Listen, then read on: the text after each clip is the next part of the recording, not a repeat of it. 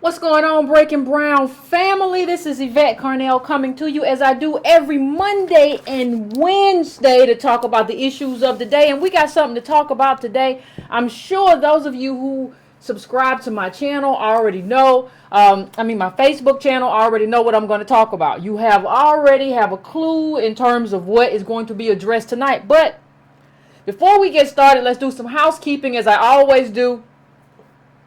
Please like this video. Hey Juanita, hey Sunday, hey who the God, Flaw, they Oro. What's going on, everybody? What's going on, family?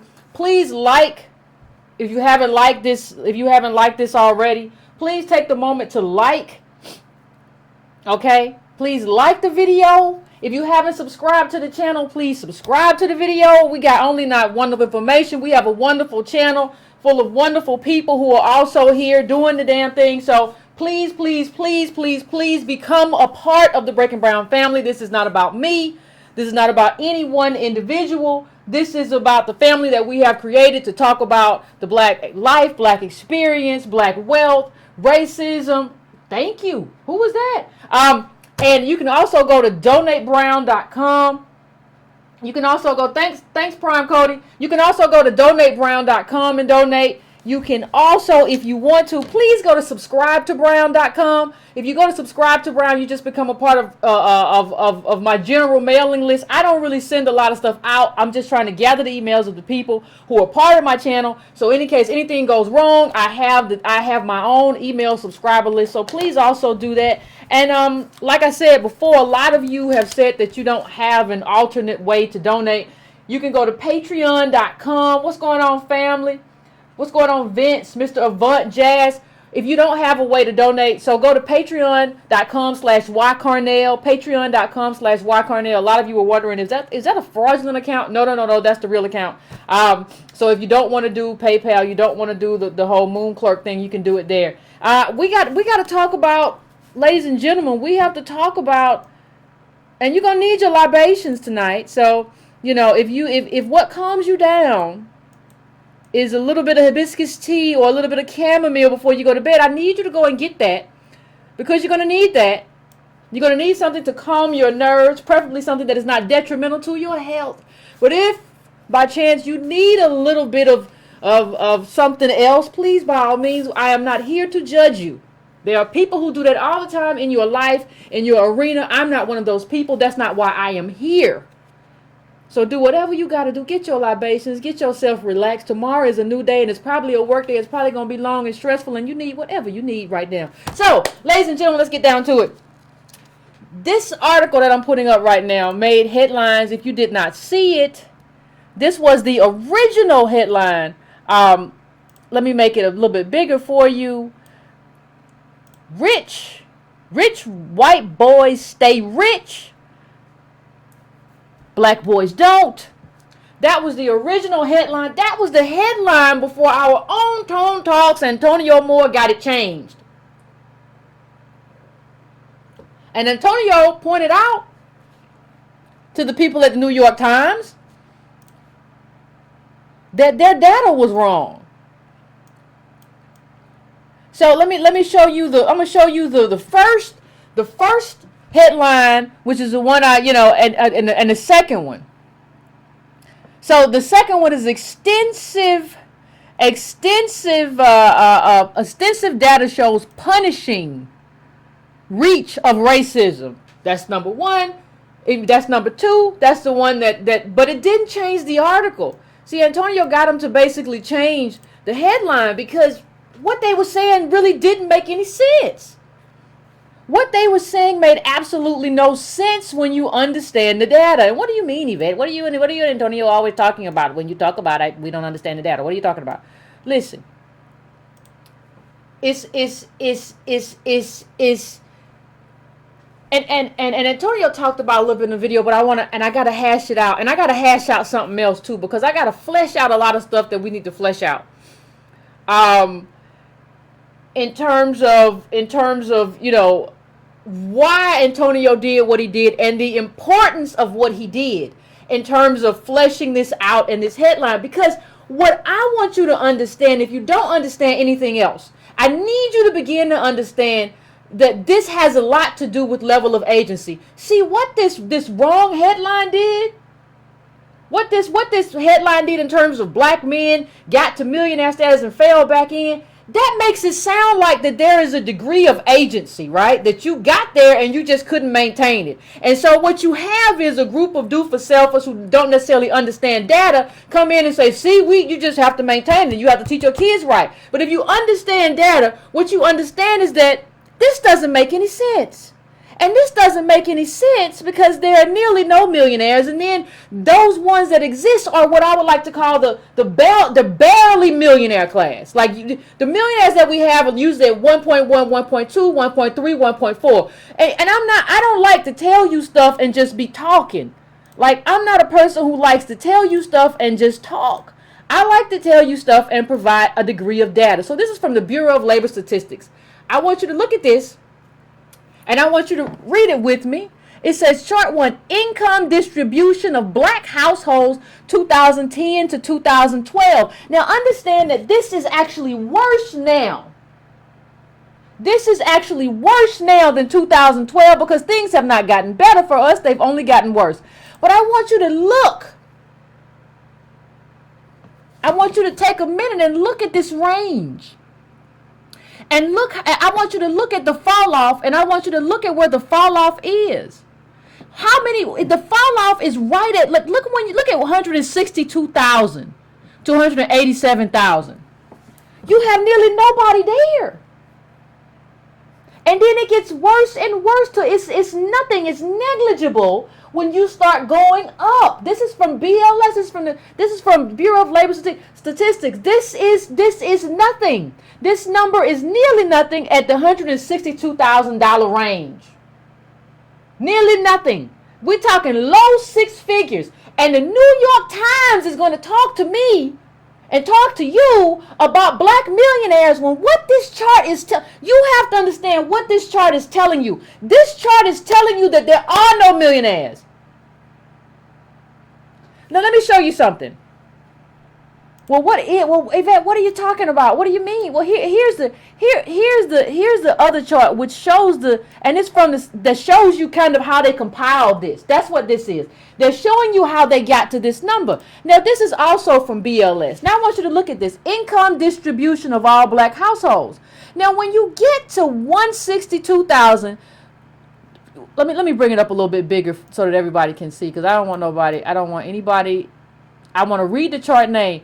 It says income distribution of all black households 2010, 2012 combined. This is the raw data that was used to create the chart that we just saw. We just saw the chart. This is the raw data that was used to create the chart that we just saw. Okay? Everybody with me? Everybody good? Everybody understand? Good, great, wonderful. So when you look at this, when you look at the $137,000, $162,000 range, you have 1.33. Talking about a percent of Negroes in this range. When you look at 162,500 to 187,499, that's less than 1%. Less than 1%. So when you look at the study, let's go back to the study. Let's play this all the way through. Now, we're talking about this. Keep in mind that this is what we're talking about. I want you to keep in mind that we're talking about this study. And when you look at this study, what they start talking about is they say they're talking about rich black boys and not becoming, but what they're really talking about when you look at the study, it's like people making 130,000 or whatever. They're talking about, first of all, the first thing to understand is that they're talking about income and not wealth. Income and wealth are two different things. Income is not wealth. If you don't take anything else away from this show tonight, please take away the fact that income is not wealth. They're talking about income, but even when you get to that income level, that they're talking about, here's what we see. You're talking about, that's less than 1%. So even if we're talking about income, you're talking about who? Less than 1% of these people, right? Percentage of black households. You're talking about, when you talk about 162,000 to 187,000, you're talking about less than 1% of households. When you go down to the bottom, 287,000 to 312,000, that's 0.13%. Okay? So when you look at the data, I'm trying to understand, and I'm leaving this chart up because I want people to help me. I'm trying to understand who the New York Times is talking about when they talk about millionaires. Did you just write an article about less than 1% of black people? Even if you're talking about the people who make in that 162 to 187 range, did you just write an article about less than 1% of black people? Because let me show you what I understand about the black community. You say, well, Yvette, what is the black community? Well, the black community is something very, very, very, very, very, very special in terms economically, because here's what I understand about the black community economically. You all remember I covered this? I covered this on a previous episode. African Americans are the only racial group still making less than they did in 2000. Only one. Right? So when you tell me that you're writing this article and I see this chart, what you're telling me is that this makes no sense. And see, what has to happen? Nobody likes the solutions. One of the solutions is that you have to take it upon yourself to do what Antonio did this morning, which was shut them down. And when I mean shut them down, you have to shut down these lies. That's part of what, because if the lies don't get shut down, what happens is that we don't understand our own predicament because we can't see ourselves. Let me move this a little bit again and move the chart over a little bit. In order for us to have any solution as a collective, we have to understand ourselves and understand our predicament. What this article did this morning was make it so where we cannot understand our predicament. It made us believe. The headline was like, there are rich black millionaires and they can't keep their money. But when you dig deeper, there are no millionaires. And if you've ever seen this chart, Antonio and I have shared a chart many a day, but there's a chart that we frequently share where we let you know that this is the chart that most of the people who do have, when you talk about a million, we're talking about not a million in the bank, we're talking about worth. And what this lets you know is that most of that, nearly all of that, is held in the hands of a few older and aging boomers. So it doesn't even really make any sense what they're talking about, and so that's why you have to get to the basis of it. So that we don't feel like we were making money and we sort of fell back, right?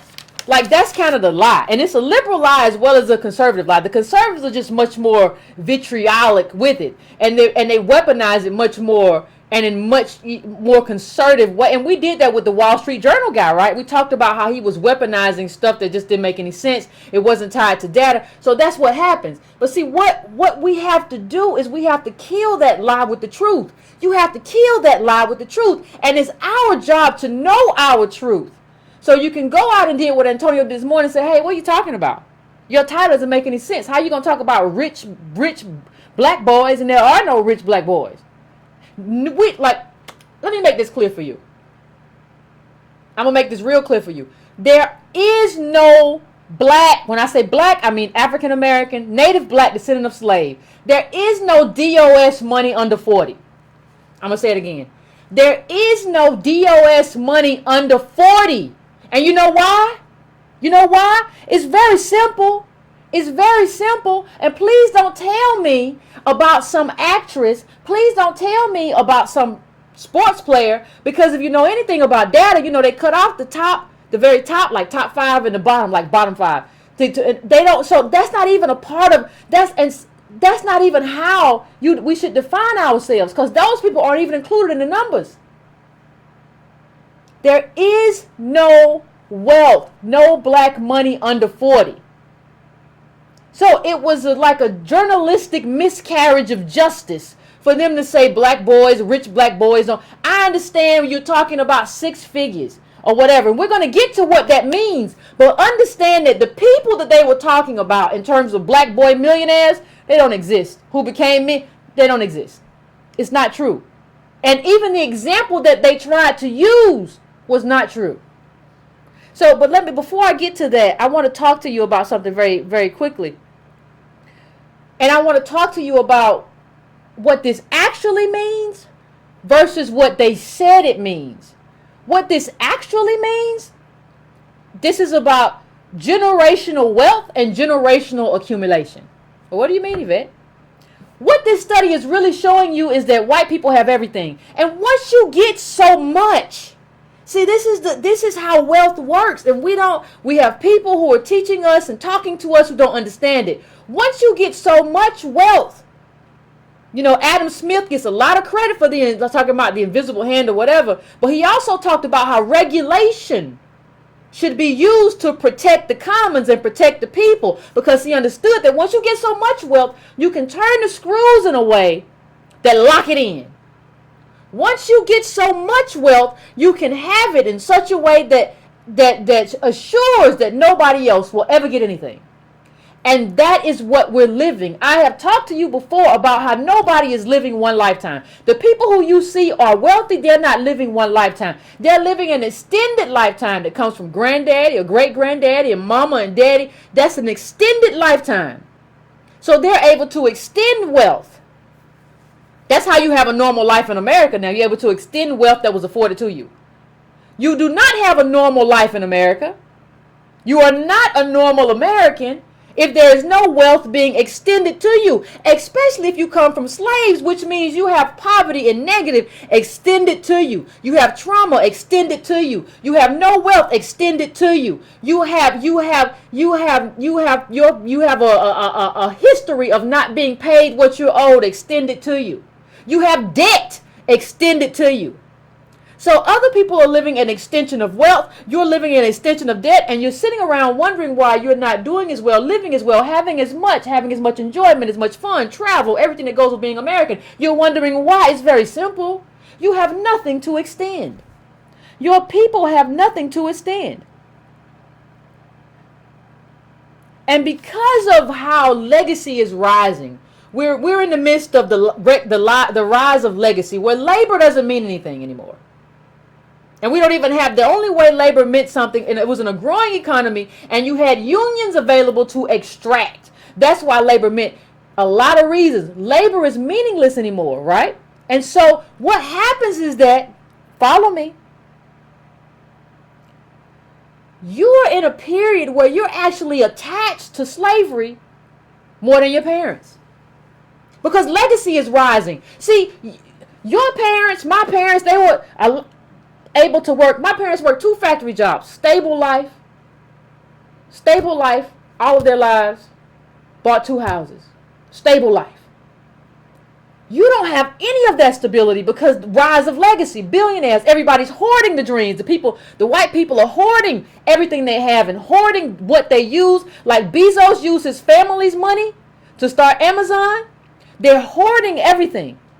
So you don't have that. And you don't even have the stability of labor, where labor meant anything, to use that for stability. So since legacy is rising, you're more attached to slavery than your parents, because legacy is something that you have none of, and labor doesn't mean anything. If labor still meant something, you would not be more attached to slavery than your parents. But you are now, because labor is meaningless now. They've rendered it as such. We can go anywhere and get cheap labor. We don't need you. Having you is like having 5 wheels on a tricycle. We don't need, what you need a 5th wheel for? What you need a 4th wheel for? I don't need nothing on that I'm good. I don't need that. If I need something, I can find it cheaper than here.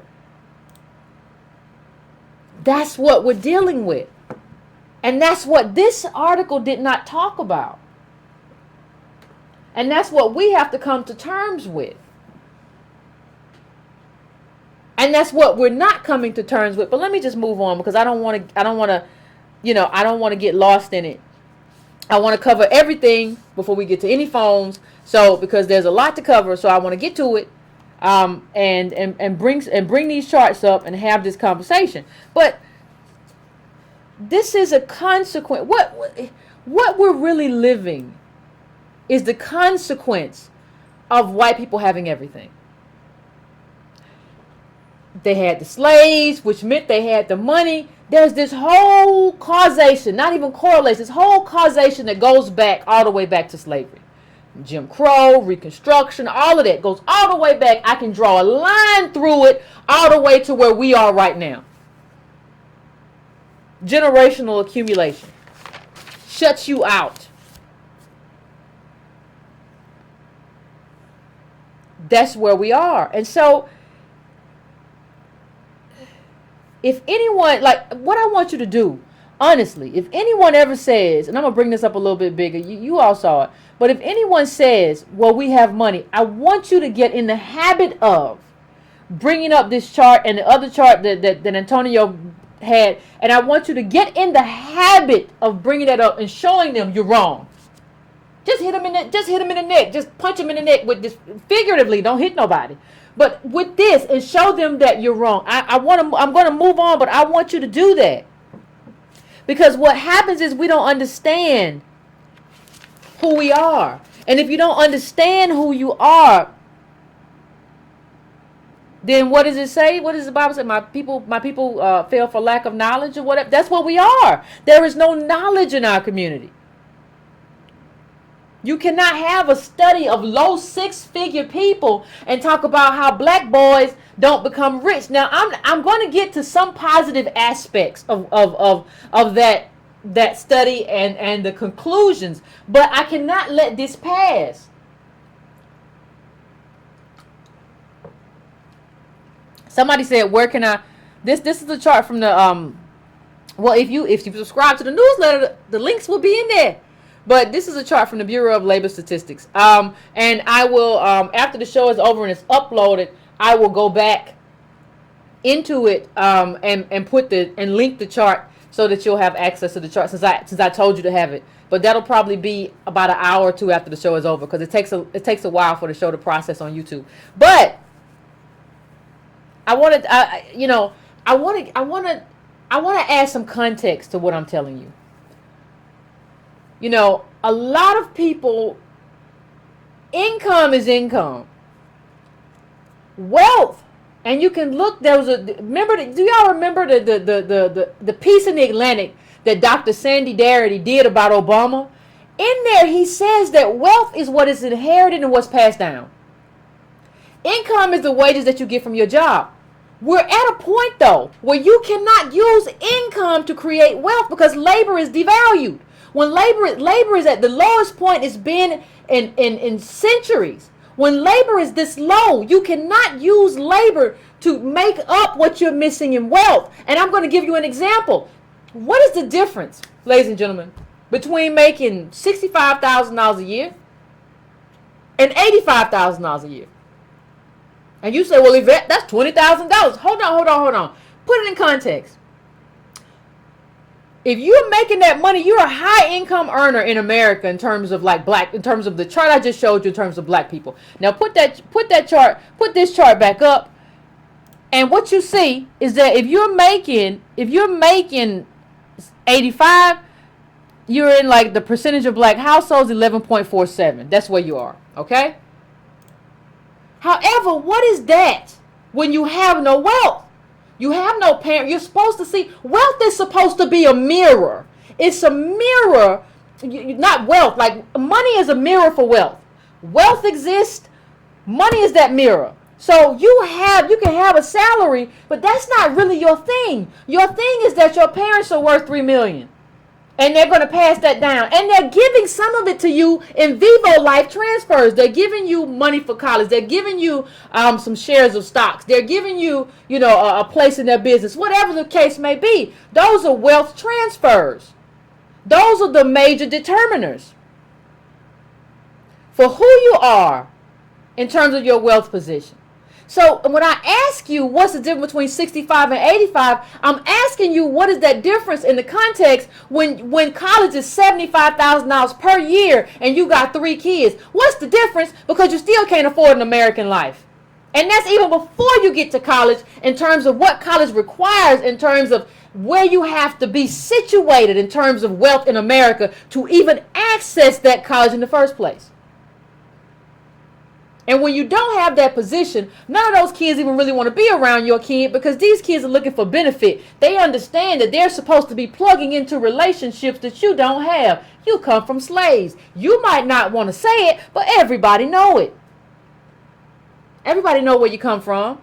And that's why we talk about redress. That's why redress and compensating us for slavery is so important. Because it's not just about they don't want to be around us because black people are black or they have nappy hair or nothing like that. It's not because of who we are. It's mostly because I know when I see you, you have nothing and you're a burden, because I don't care that America's made you a burden and you have no money. I don't want to be around it. And it's not my responsibility to be around it. I'm going to keep it pimping, if that's all right with you. That's what America has rendered us. And America did this. This wasn't something that we did or we didn't try hard enough. America has done this to us.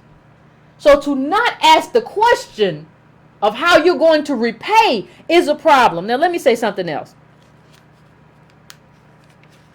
You have to understand the difference between labor. I mean, and I'm talking about a job of labor. You have to be able to understand that that does not create wealth. You have to understand that this money is now that people earn. You're not supposed to be a person making 140 and like you just got there because you were a lucky African American and got hired. That is supposed to be a reflection of your wealth position. That's the way it works. A reflection of your wealth position. Because what happens is, even if you are that person, what can you plug it into? What can you do with it? Then you have people around you who need it and want it because they're poor too. It is supposed to be, ladies and gentlemen, it's supposed to be a reflection.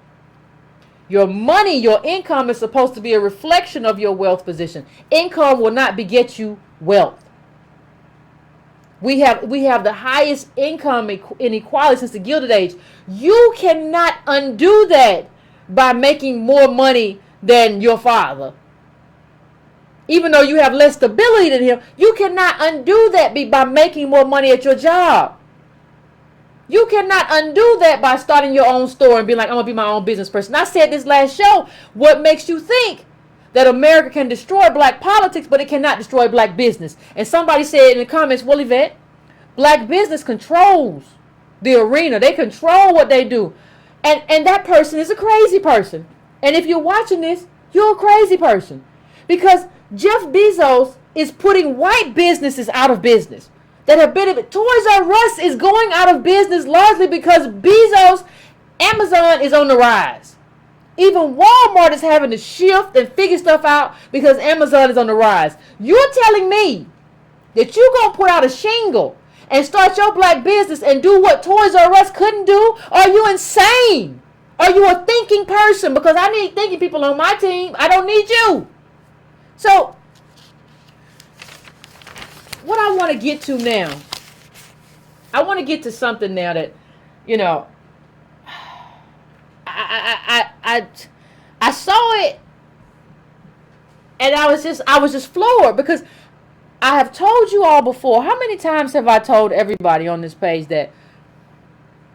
How many times have I said that? And people always say, well, Yvette, you're just hating on black immigrants. No, I'm not. I've done more for a lot of people than I can possibly say on this show. And I mean, that would prove that I'm not hating on anybody. But I've said that black immigrants are a mask for our failure. So you're brought here. You probably have more than half of the Ivy League spots that were designated for descendants of slaves. Affirmative action was not for black immigrants or white women. It was for us. And you tell me I'm being divisive if I want to take it back. Okay, let's go back to this article. Let's go back because I don't want anybody to get lost. This is the article, everybody. If you haven't joined, if you just now joined us, this was the article. Well, this was the article at first before Antonio Moore got it changed. And basically said y'all don't know what y'all talking about, and so this was the article, and so this is what we're discussing. And so what they did, what the New York Times did, they tried to bring him an example of a black man who was doing well, and was like the was like the exception to the rule. Now here's the black man that they brought out as the exception. He has done well for himself, and this is the black man who has been doing well for himself, and he is in that top percentile, and blah blah blah blah blah blah blah. So here he is. Now the first thing that kind of get your attention is I think his name is Will Jawando. That's not the same thing as like being named Tyrone Washington. Even Yvette Carnell, even Antonio Moore. So the name kind of created a certain suspicion, so I read on. And I learned something very, very, very, very interesting as I read on. I learned that this man is I think he's in his 30s. And he was climbing the economic ladder while most black people were falling. And we know black people were falling because we look at the data. That's what we do. Now here is how we know. African Americans are worse off than they were in 2000. So we know that we've been falling. Economically, we understand what's been happening to us. And so I see this man that the New York Times is holding up as an example, an exemplar, if you will. An exemplar. They're holding him up, and I'm wondering, who is this man? Where did he come from? Because I ain't never seen him before. Not that I necessarily pay that much attention. And what do I find out, ladies and gentlemen? Okay, Africa. Ladies and gentlemen, this man is Obama 2.0. So much that they call him Obama's brother, long lost brother. Let's look at this. Obama's long lost brother. Meet the young would-be congressman. He's run for a few offices. He's lost, but I'm sure he'll win eventually, because that's how life works for these people. So let me just let you understand. The person that the Times held up to you and me as an example of success in the African American community and upward mobility in the African American community is not African American. Hold on. It's not just about him being African or whatever. His father is Nigerian. His mother is white and from Kansas, just like Obama. That's why they said what they said in terms of Obama said, because he worked for Obama, because he said, oh my God, once he read the book, I've got to meet this guy. We have so much in common. He got a lot in common with Obama. He don't have a lot in common with the African American community, because he was raised by, he said his father and his mother split at age 8. So what you know is that he was raised by a white woman. Just like Obama was raised by a white family. We don't know much else. If what he's saying is true, because he says his father left and he had a strained relationship, but then he said his father paid for him to have trips to Nigeria. And if you look him up, one of the things that I can't figure out, and somebody please tell me, if you watch and tell me, can somebody tell me what his daddy did for a living? Because I can't find it.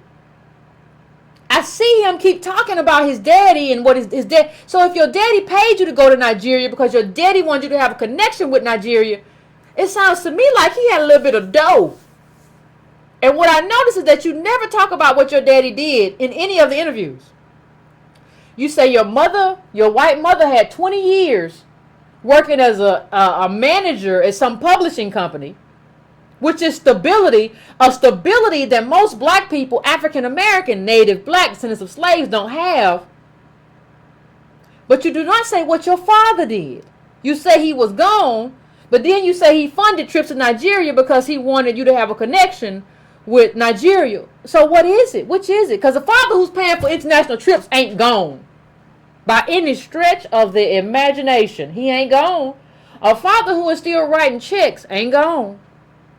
So you don't even really understand what gone is. See, let me ask you this. Like, when we talk about black men, what we're talking about also is the connection to not only slavery, but we're talking about mass incarceration. What role did mass incarceration play in this man's life? What's his name again?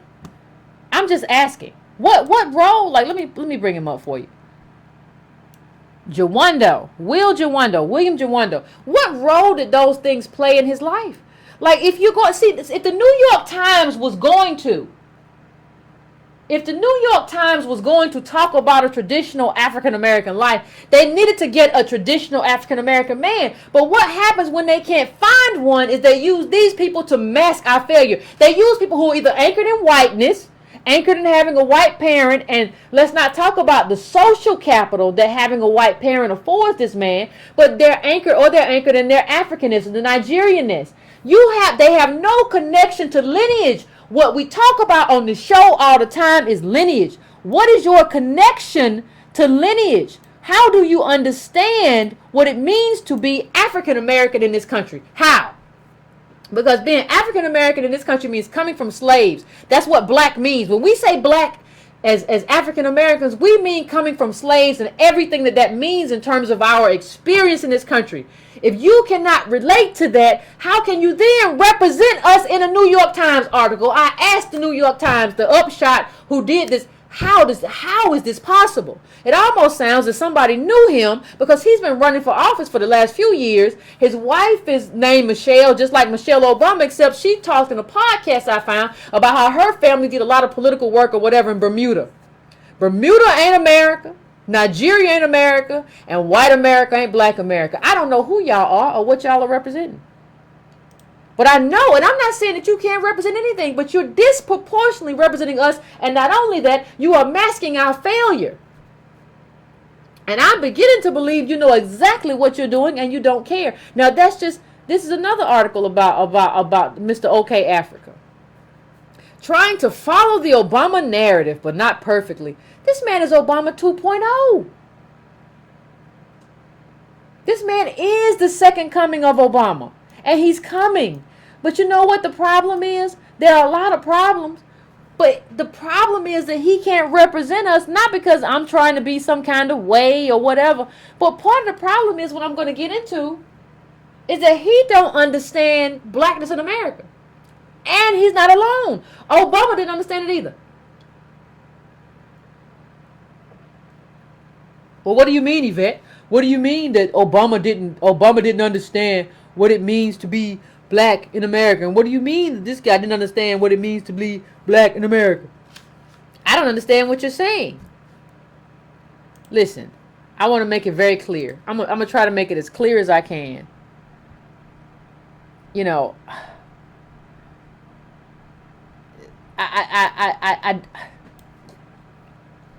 let me just put this up. It says Jawando was born to a white American mother, but his father has always. I'm trying to get it up here for. His father has always ensured that he took him to Nigeria in an effort to instill a connection that would last a lifetime.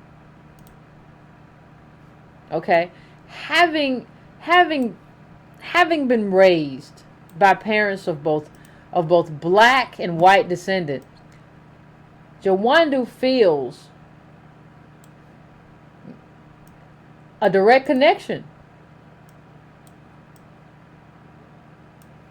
He feels a direct connection to the African continent. See, this is stupid anyway. We've talked about how you see I feel a direct connection to Nigeria, not the African continent. You're an idiot. Feels a direct connection while at the same time cherishing his American heritage. But what you see in that is that, like, we're not represented anywhere. There's no connection. You America, your white mother, and Nigeria, we're not in there. And so what did I tell everybody? We have to start asking, who are you? I want you, if you're African, tell me your background. Tell me what your mama did. Don't tell me what your mama did in this country. What did your mama do before she got here? And what did your daddy do before he got here?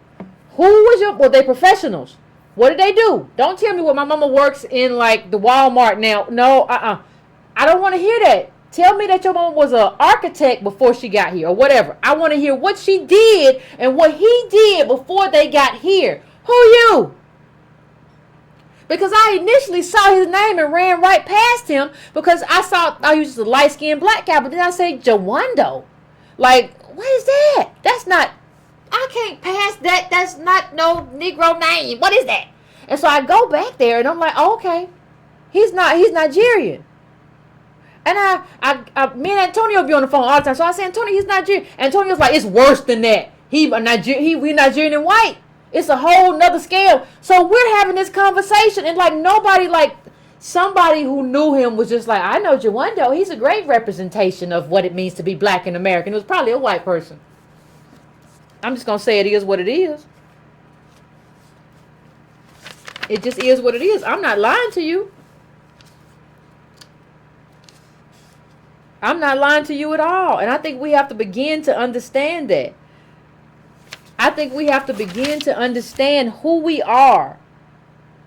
And we have to understand that part of the reason the Times did this is because they could not find a native black African American who had risen. It was just kind of lazy reporting in a way. Because they couldn't find somebody like us who had risen to that point, because that's not who they're trying to get at the Ivies anymore. They want somebody docile who's not going to raise a fuss, who just wants to capitalize but doesn't want to organize. Obama was only an organizer for like 2 years. How does Obama get defined as a community organizer? He was only an organizer for a minute. Because nobody said nothing. Nobody asked any questions. And so what you get to, and I'm going to go to some different clips. I'm just trying to give everybody a context. Because this is what he said. Because the danger is not understanding blackness, right? And here's what he said, and I just want to bring it up. And this is in the article. This is in the New York Times Upshot article that I brought up at the beginning. He says, this crystallizes and puts data behind this thing that we always knew was there, because we either felt it ourselves or we've seen it over time, said Will Jawando, 35, who worked for the Obama White House. Let me help everybody understand something.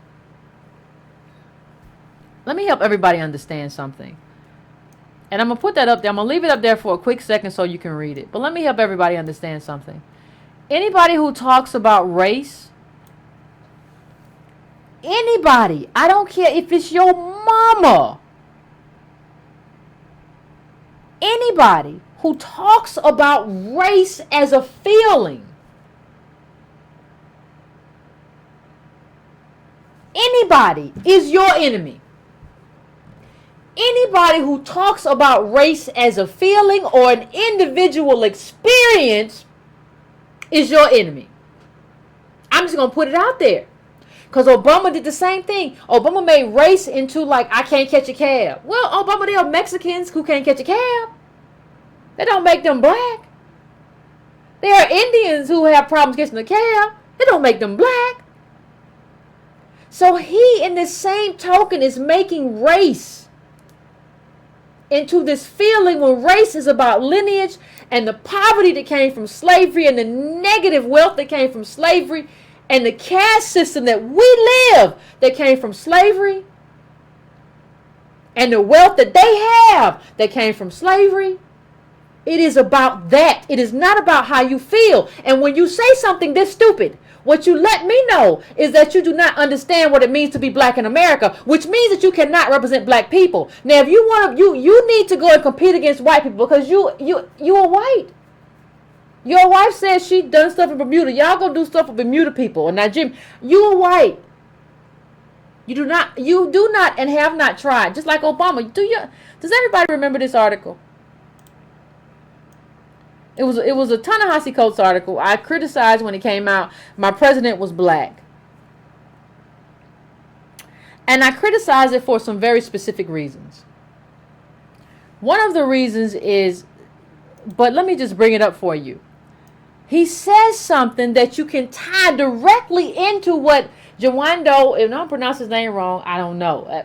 Will Jawando said. He says something similar. Look at this. This is Obama to Ta-Nehisi Coates in the Atlantic for the article. You can look it up. My president was black. He says, sometimes I wonder how much of these debates have to do with the desire, the legitimate desire for that history to be recognized.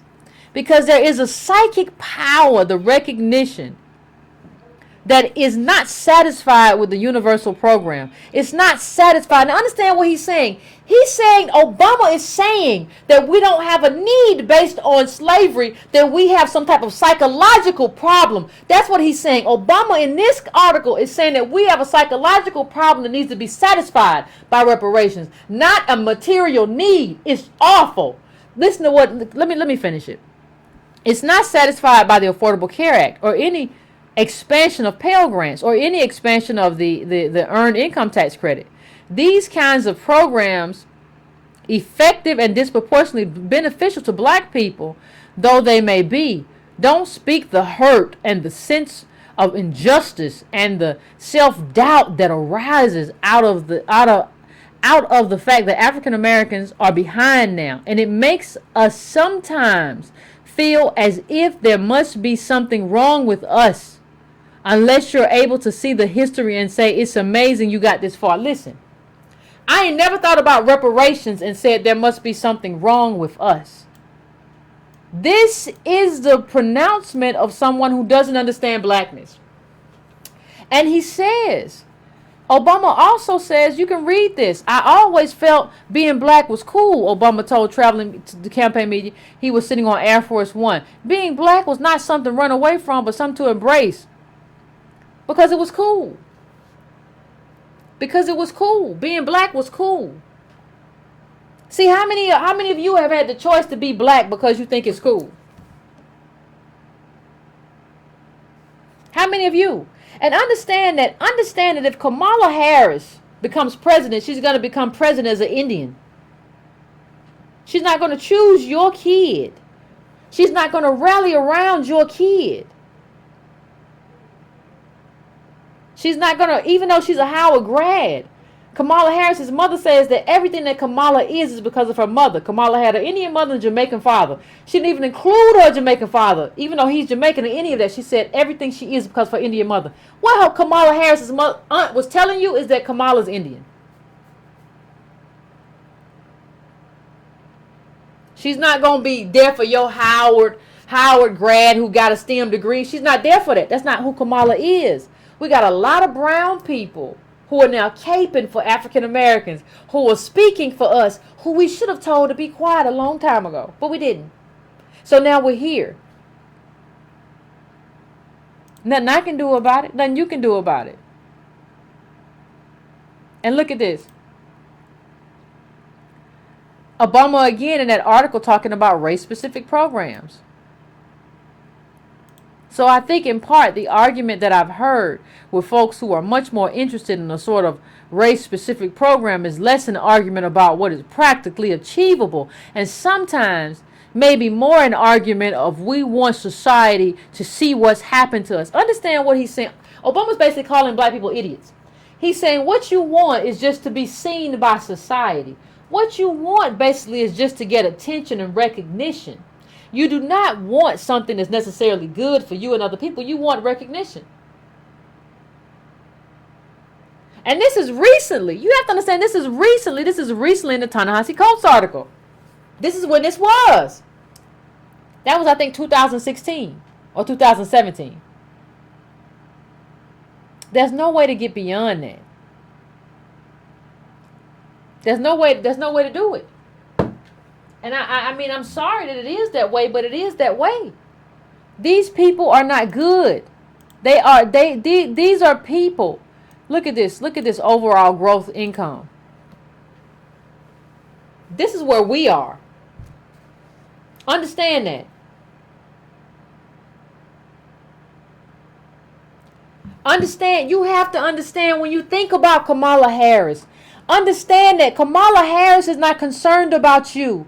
Kamala Harris is concerned about DACA. Kamala Harris is concerned about H-1B visas and getting more immigrants in here because she's from India. And her mother's, like, she's Indian in terms of how she's defined herself, her mother. The Howard stuff was just about how to navigate myself in American politics. We don't understand how scavengerish these people are. She's going to get more H-1B visas, and you don't get a job in tech as an African American because the H-1B who are level 1 and level 2, which means that they have most H-1, you have this large number of H-1B who have like an associate's degree. They're not even special. Kamala's going to be there for them. She's going to be there for DACA, but she's not going to care about you. She was California's top cop. How much do you think California's top cop cared about you? I don't understand what happens in the black mind. Well, we really believe that these people care about us. And I've got to put up another. This is just another chart about from the last thing about African Americans are worse off. I mean, just look at it. Just look at it. This is where we are.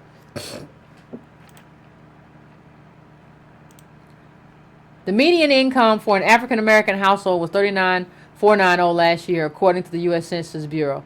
Released last week, it was $41,363 in 2000. Both figures are 2016 dollars. Come on, people. Come on. When are we going to get it together? When are we going to get it together and understand who we are and who our tribe is? When? I don't understand.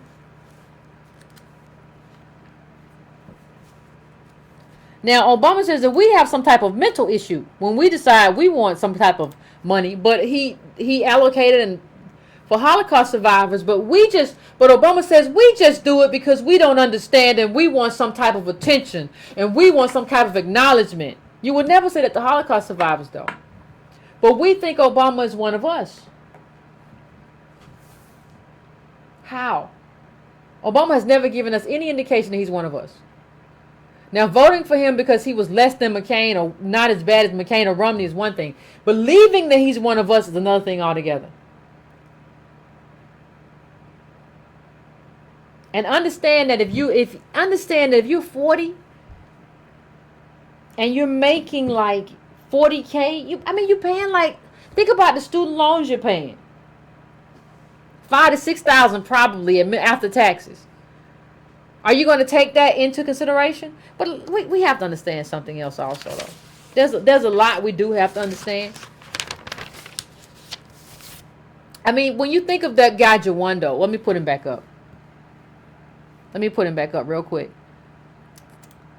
When you think about him, I mean, you have to ask yourself, when you say, well, he's not African American like us, one of the things you have to understand is that where is mass incarceration in his story?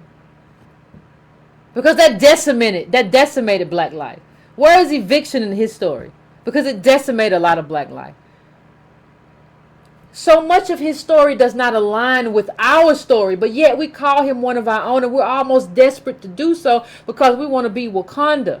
We have to understand that he should have to compete with Asians and compete with Chinese people, compete with whoever you want, but you're not in this tribe. Doesn't make you less of a person, but you got to compete over there because you're not from over here. Okay? So, getting your hands on money is not getting your hands on wealth.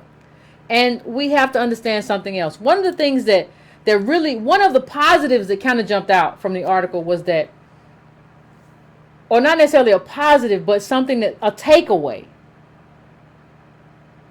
is that first of all, this is systemic. And you can't do for self your way out of it.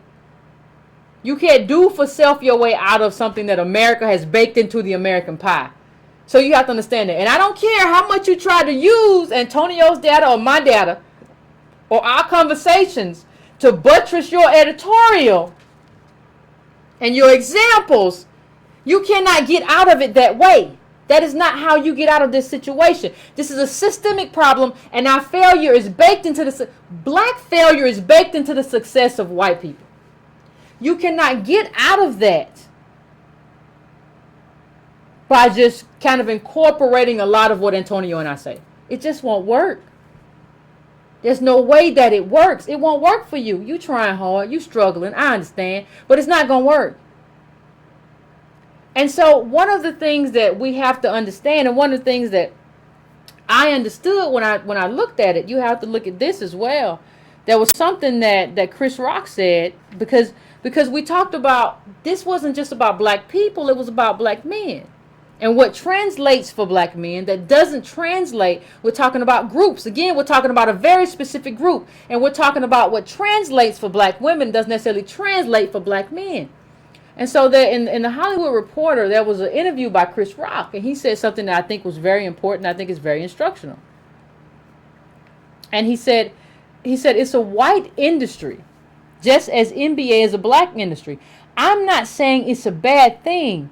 It just is. And the black people they do hire tend to be the same person. That person tends to be a female, and that person tends to be Ivy League. And there's nothing wrong with that. As a matter of fact, that's what I want for my daughters. But something tells me that the life my privileged daughters are leading right now might not make them the best candidates to run the division of black anything. What Chris Rock is doing right here, he's being very honest. He's being very honest about what we as black women aren't very honest about sometimes. And what we're not very honest about is that we all black, yeah, but all in terms of how we've been situated by whiteness, black isn't a thing. But in terms of what white people and what white capital has done, we're all black. But we're all not black the same. So they're going to choose, if Chris Rock's daughter do that, they're going to choose her. They're going to choose her over like a black man. Whatever, he may be well qualified or whatever, don't nobody care. Like, we want her. This is for a lot of reasons. We want her and we choose her. It's the same reason if I'm driving somewhere, like nobody's going to pick up a light-skinned woman or profile me in that way. I could have a white parent. Even black women, we're considered less violent. We're not men. Black men have been relegated to a position throughout history of being rapists. That's why they were hanged. When you look at the lynchings, it was, oh, well, he raped, or he whistled at a white woman, or he did whatever. Like, that is, do you not think that has carried over? And the data, black men consistently earn less than white men, regardless of whether they're raised poor or rich. No such income gap exists between black and white women raised in similar households. I can't find anything that shows me that this, I went through the data, I can't find anything that shows me that this is wrong. Now, if you're going to tell, like, I found something about rich people and we talked about that, but this is not wrong. What that shows you is that there's still, even with racism afoot, there is still a lane available for black women that is not available for black men. That is what this data is telling you. Now, if you can find a hole in it, by all means, go for it. And email me at editor@breakingbrown.com, and I'll certainly be happy to look at it. But what this shows you is that not all black is the same. Even in terms of mass incarceration, we provided those numbers in terms of black women and black men. Black men have been incarcerated 10,000 per 100,000. Black women is far less than that.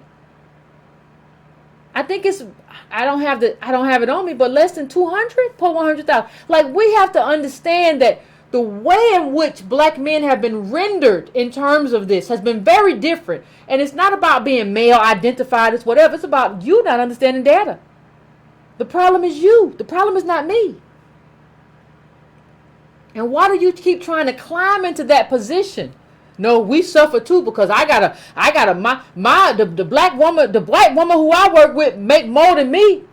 You cannot understand group situation, a group wealth. You cannot understand that. You understand that through data. You can never understand who you are as a group through any kind of individual prism or lens. Let that go. That is not how you understand what you do as a group. So, I mean, if you want to see that story, you can look it up. That's the Chris Rock story. It's the Hollywood Reporter. I'm going to get ready for the phones. Give me a couple minutes to get this all situated. And then we'll have a conversation, another conversation.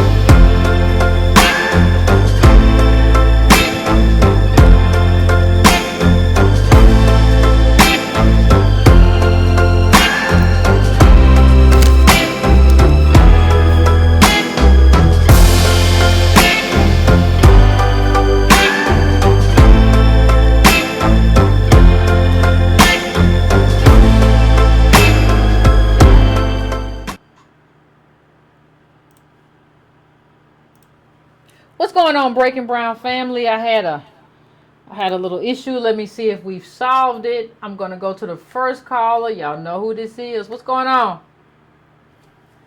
What up, y'all? This is Antonio. Appreciate you letting me talk for a second. No, go ahead. You did it today. You did the thing. You got the times to change their stuff. Everybody in here like tone talk. Yeah, I got a study coming out with Dark Hamilton. Shout out to Dark Hamilton. He spent the evening with Bernie Sanders and Senator Elizabeth Warren and what's the dude? The dude that does the documentary. Yeah. You know what I'm saying? Michael Moore. Whatever his name. They was on stage, so go check that out. But Dark Hamilton, Sandy Garrity, we all got a powerful report that's gonna gut everything. You know, I'm gonna be honest, it gut everything that y'all believe in with Boyce Watkins, financial literacy piece and all that. I'm not trying to make Black America not believe in itself, but I think we have a lot of false narratives about what's gonna fix things, and you can't come and watch and read this study that just came out this morning because the data in it itself is just misused. And I'll talk about that in a second. But you can't come in and read this study and then all of a sudden not align it with what you've been talking about for years. Because this study by Harvard, Stanford, and Census says all of that stuff that you've been saying to us doesn't make sense, Mr. Watkins. And I'm just going to say that first. But as I move on, what I wanted to say is we have a lot of terms like rich and poor that are used by sociologists that are playing around with economics. And I think we misunderstand whether somebody's a finance person or an economist. The people I deal with are economists. Economists and finance people are not the same. Yeah. An economist studies the impact of finance on social reality. Finance is just like accounting. Black people got to worry about the social impact of accounting because of our history in this country. Yeah. And when I say that, what I'm seeing is a lot of people in the Times kind of tried to do this where they played around this word rich, reach, and their cutoff was $140,000 in income. And what I'll say to you is, in my review of all the data, what I find is that in Black America, wealth does not serve the same function of giving you a lens into wealth. Income does not serve the same function of giving you a lens into wealth in Black America as it does in white America. What do I mean? When you're white, when I was in law school, what law school meant is that for white folks, almost all the white folks that was at Loyola, in the middle of Los Angeles, it meant your parents was worth $1 million or more. It's a reflective lens of the reality of your familial legacy, of your familial advantage in white America. So that's why income works naturally to when they're talking wealth and data, they play around between wealth and income because of that correlated reaction between the two. For Black America, because of a window of affirmative action, a window of programs and everything else, it's a mutated relationship between income and wealth. And so that mutated relationship means that you can have $140,000 in income, but because nobody saved for you to go to college. When I say save, I'm not talking $3,000-$4,000, which is among the tier one of Black savings for college for their kids. But I'm talking about somebody, when you were born, put $100,000 in an account, knowing that you had to go to college at 20. And what you see is that none of us have that. So when you get to the $140,000 salary, the amount of energy and jet fuel and wealth you had to pour into yourself, your $140,000 comes all the way down and looks more like 70 or something like that. Yeah. And you end up just rolling a wheel between the credit card debt to keep up with the summers off of school and the helping the parents and the student loan payments that nobody wants to take in because it was just your school. The reason that school went up is because white people were expected to refi their house and pay for their kids. Yeah. But Black folks didn't want to do it that way. Exactly. I'm just telling you that the reason that school jumped is because white homes started being able to be refied. And that money came out of your house, and the expectation is you're going to put it into your kids. But I'm going to say it again. Black folks didn't want to do it that way. The ones that even had the means. So, again, the last thing I'll say on this section is that wealth and income have a mutated relationship in Black America. People in white America that make $150,000 are not given $400 a month to their grandma.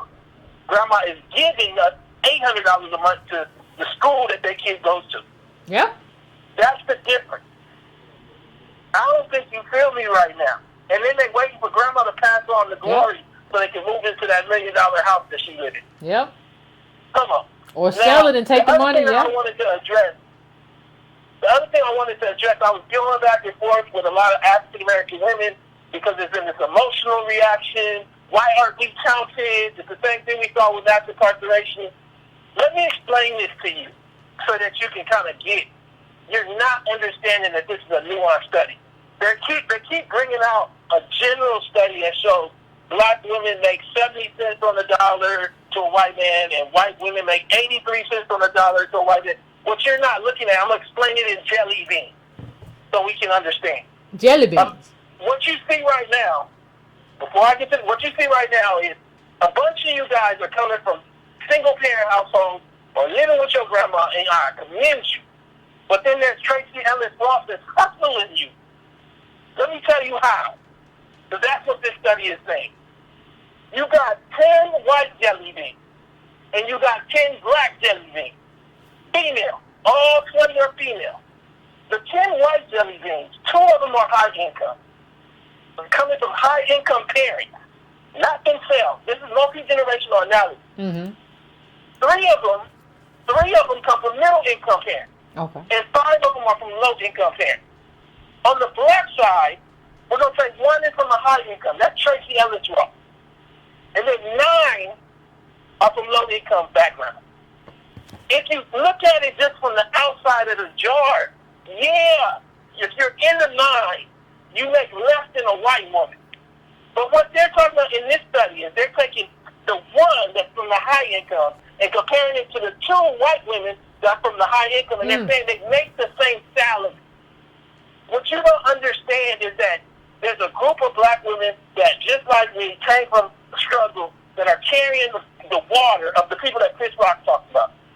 There's a reason Rachel Dolezal wanted to look like that cool kind of quirky black, where you kind of got a white mama, and you still kind of got all the money coming to you from being white, but you get to claim the coolness of black, because there's no cost there. Yeah. And so, like, I'm telling you, this is not about an attack on you, this study. What it's saying is there's a niche of black women hustling you in your circle. I'm telling you that she got a white mama or an African daddy. I'm telling you that they don't carry the cost of 4 grandparents that come from slavery like you do. Ooh, black women hustling you in your circle. And so, like, I just think we got to understand that I agree with you that black women, when you're on the bottom and you see a white woman and she's on the bottom, I'm not saying that she don't do better than you. What I'm saying to you more so is that when you normalize, what they're saying is when you normalize for parental wealth background, black women and white women have similar outcomes. Now, they're not saying that the volume of black women that have high income parents is the same as the volume of white women, or the ratio is the same. Yeah. But they're saying instead that Tracy Ellis Ross should not be in your category. Ooh. They're saying that she should not be in your category because she is essentially hustling you by changing the average. She's skewing your average up. She's Tracy Silverstein. What they saying is that she's Tracy Silverstein. That's what they saying. Yeah, they're saying that the one jelly bean that comes from Beverly Hills or Ladera, they get the same privilege. And I've seen it all day at UCLA.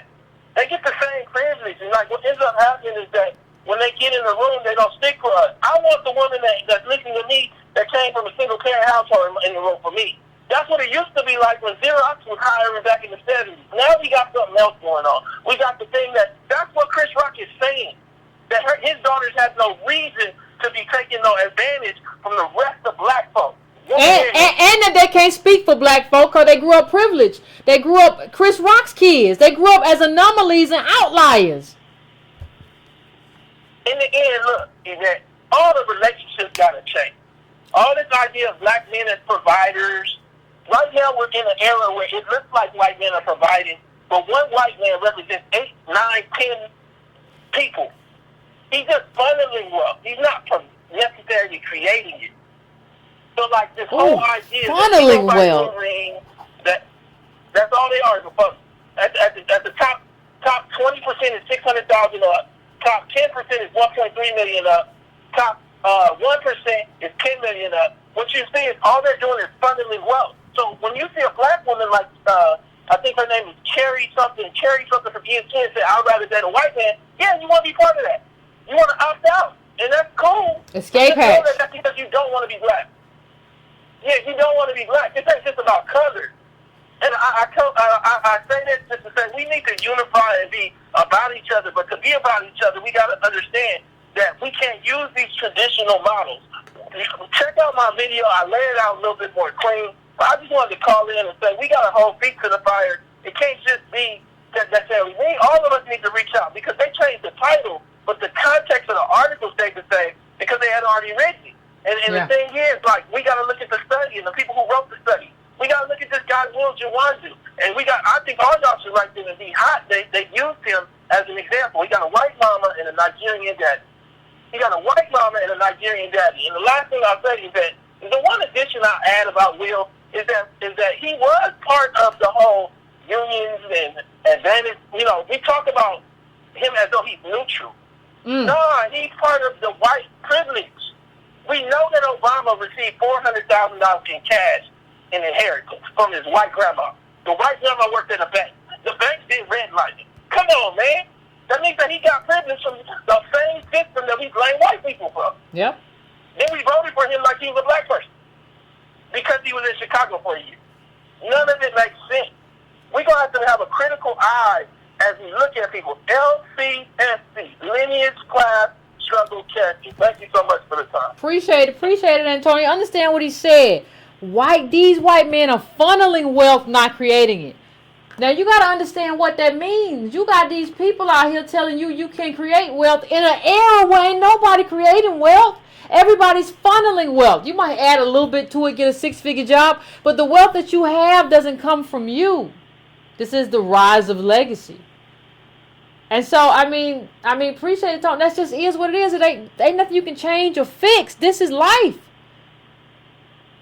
And you can't have people like Jawando or Obama representing you. You didn't get no money. You didn't get $400K or whatever. You know, the funniest thing, when I saw Obama, the first thing I asked myself is like, why is his resume so short? Because my resume was longer than his when he was running for president. And I said, why is it so short? What did he have all this room? How did he pay his rent when he was just out here just like doing random stuff? And why does he have so many gaps? Because he got money from grandma.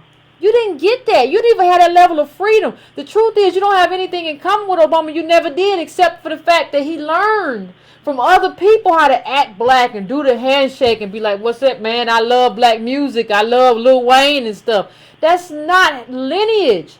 Stop letting people say, I love black. That's why Kamala Harris came out with that black music list. She wants to show y'all that she's black by saying, I like black culture. I like black music. But what we got to say is, Kamala, we view you the same way we view everybody else. You are not part of us in terms of lineage. What we're going to say to you, Kamala, is that we're going to view you in terms of what policies that you have, Kamala, to directly improve the material life of native black descendants of slaves. If you do not have that, Kamala, we have nothing in common with you. You cannot pull the Obama on us, the Obama 2.0, and say that, well, I like your music. I'm a AKA. I went to Howard. I'm one of you, because people like me know that people like you have been planning this con game for a very long time. No, Kamala, show us what you have planned for us in terms of policies, or we're finished. There's no conversation to be had because we know who you are. Your aunt told us that your mama built you and your mama's Indian. We understand who you are. We understand your DACA advocacy. We understand. So show us the paperwork. So I'm going to the next caller, 732. 732, I'm coming to you. What's your name? Where you calling from? Evening, Yvette. How you doing? This is Chris calling from Jersey. What's going on? Trying to keep my head above water after this episode. Yeah. I really want to appreciate you and Tone again for, yeah, for real. Appreciate you and Tone for all the work y'all do. No problem. Especially Antonio earlier with his video earlier today. I mean, I guess I just had a general question as far as, I've been trying to share this with people on my network and family, and again, I've been following you since August. Okay. And it just seems like people don't want to hear this. I mean, maybe one or two, but by and large, we as a people, I find, really don't want to hear this information. And I'm at the point where, I'm really starting to feel depressed about this. Like, what, I don't know, I guess maybe I'm just asking for your take on it all, or... I mean, this is the thing. This is the thing. Dealing with people in your circle who... Well, I have so many people say, well, in the comments, like, Yvette, I feel depressed. Like, let me tell you something. Life just is whatever it is. Life is what it is at whatever particular moment that it is. And you are required to respond to what is. What is not depressing. Like if I go outside and I say, oh, look, it's raining. The rain in of itself is not depressing. It means I need a raincoat. So the truth of the matter is that there's nothing that I am saying to you or anyone else that's depressing. The question becomes, okay, how do I address it? If it's raining, I don't walk outside and say, oh my God, I'm so depressed, it's raining. I say I need a raincoat and some good little galoshes shoes.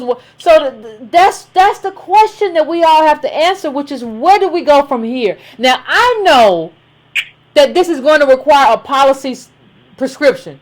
And so what that means is that I cannot deal with anybody who does not understand that how much policy plays a role in what comes next. But there is no depression, for me at least. I'm one of the happiest people you will ever meet. There is no depression in this is just what is. This is just what is. Yeah. It's just what it is. Yeah. You are ascribing to it depression. You are putting that on, and you're making yourself suffer by putting another layer onto what is. You know what I mean? Okay. Yeah, I feel you. I mean, I have a degree in poli-sci, graduated 2015. I mean, I'm living the reality of everything y'all been talking about. Yeah. So this is definitely firsthand for me. But, it's definitely been life-giving in a sense to, like, hear the truth, how you put it out. And I really appreciate you in terms of even speaking about how they try to play black women against us. Yeah. Using black women in that machine. And we just can't fall for it. And as black women, we just can't fall for it. As black women, we just cannot fall for it. Because that's the game. Yeah. So, I mean, I appreciate you, Carla. I appreciate what you brought up, because what you brought up is what a lot of people bring up. Yvette, I'm depressed. Well, I don't know why. I'm not depressed at all. I'm not depressed. I see. Because when you see what the enemy looks like very clearly, then you can, the problem that I have, you know what makes me sad? Is that there are not enough black people who understand what the landscape really is. It's not even what the landscape is and what the terrain is. What upsets me is that there are not more black people who don't understand what this terrain, I'm talking about native black. When I say that, that's what I mean. Who don't understand the terrain that we're playing on. That's what upsets me. If I could get us all collectively understanding and moving, we'd be a force. But I have a problem doing that because y'all believe financial literacy is the answer. Well, good luck with that. Let me know how it turns out. 240, I'm coming to you. 240, what is your name and where you calling from? How you doing, Yvette and Breaking Family? This is Ross from the DMV. It's been a couple weeks since I've called in. I just wanted to hear what other people were saying, but I had a few things that I wanted to cover really quickly. One of them is to the bootstrappers. There's a piece that had come out, and I have receipts and for it and everything. It's talking about like for the young brother that just called in on how he's depressed. A lot of black people are looking, and I've noticed a lot of white supremacists will call in, or well, not call in, but they'll say, well, look at the Asians. Well, there is no monolithic Asian. I mean, they're probably talking about people that come to this country that are from India or China, and in China, 4% of the people are actually college graduates, and 50% of those 4%, well, of the 4% that do come to America are coming here with college degrees. And understand. Let me stop you right there, Carla. What you're basically saying is that they have a far greater level of the Chinese that come into this country of college degrees than all Americans, not just black Americans, white Americans too, all Americans. So you're saying you have a privileged group of Chinese coming here. But go on, I'm sorry. Yes, they're privileged Chinese, they're privileged Japanese, they're privileged Indians. However, they're not even pulling up people like the Cambodians, Vietnamese, the Thai, the people from the poorest Asian countries, because they're Asian too, and they're coming here and they're uneducated and they're not getting the shine on them like the ones that they're paying. Matter of fact, what they started doing was they started paying the educated Indians, say from India, the Chinese, and the Japanese the same money that they're paying white people. So they get to say, oh, see, look at you black people. You can't pull yourselves up by the bootstraps, and look at what they're doing in your community. Well, of course they're going to be doing it in our community because they're getting paid the same money on their jobs as the white people. Yeah. If they're white and high school dropout or graduate, I'm saying graduate, then a Chinese high school graduate gets paid the same money that and a black person with an upper level degree will get paid what a white or a Chinese or a Japanese high school graduate gets paid. True, Carla, but let me say, and they don't talk about the poor Asians. Like, what they don't do is they make every Asian actually like the Chinese. Like, when we talk about Chinese, they don't talk about, like, there are a lot of groups that are, like, Asians are not monolithic in terms of economics. So it's almost idiotic when they talk about Asians because it doesn't make sense. You're talking about everybody from Filipinos to Chinese people to Japanese people. Like, there's so much that they have not in common in terms of how they deal when they get here and what they experience. It's just a way to kind of make black people feel like, oh, we should do things differently. And certain people have bought into that. And it's sort of idiotic to hear people say, we should be more like the Asians. If you ever hear that, you know you're talking to an idiot. Just point blank. Absolutely. And I wanted to, on my second point, I just wanted to say really quickly, it was the body snatchers you were talking about with Will Gerondo. I've looked it up since you've been on, because I never heard of him before, but he's in Montgomery County.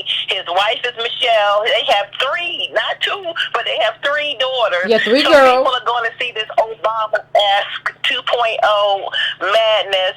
And then in Montgomery County, he's not in Prince George's County, where we probably would question it more, but he's in the wealthiest county in Maryland, which is Montgomery County, the wealthiest county in the state.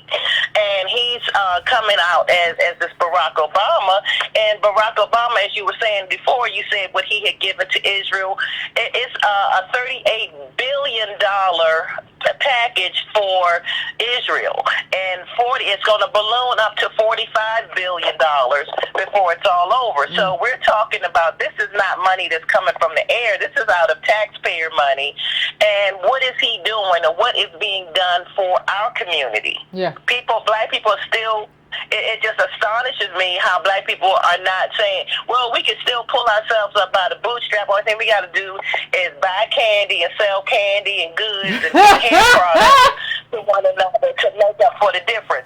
It's insanity. I've never heard of him, but I'm going to keep an eye on him. I'm going to go to his page, and I'm going to start asking some of the hard questions to this guy. He's not in my district, but I'm sure he's going to run for a state something before it's all over. Oh, yeah, he's been running for Congress. He's been running for Congress, state jobs. He's determined he gonna get it. I would stomp him out early because he's just trying to be. It's obvious like how he like. For those of you who don't know, and thank you, Carla, for calling in. I appreciate it, and you're right. For those of you who don't know, this guy tried to be Obama. He got into Obama's office to work for Obama by sending Obama a letter after he had read like Dreams from My Father.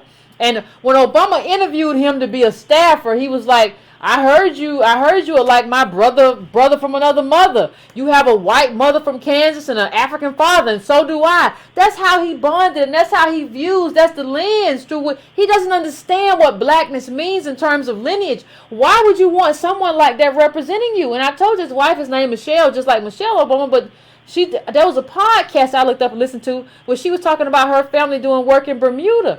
We have all these people running around who ain't kind of like representing us. And even when he talks, Like this Jawanda guy talks about how his mother found out that she was getting paid less than men. That's all part of this attempt to kind of, be a part of like white feminism. And that's all a part. His wife said something about what I learned from Sheryl Sandberg's book, Lean In. You're all trying to lean into this white feminism. You're not trying to lean into what it means to be African American. You're trying to capitalize on that, just like Obama did, and use that to get to higher office. But if I have any say in it, whatever blacks are in your rich community won't let you do it. I don't think we should. What is your platform for Native Black African Americans? Not people of color, not impoverished people or disadvantaged. No. I want you to speak very specifically because let me tell you something.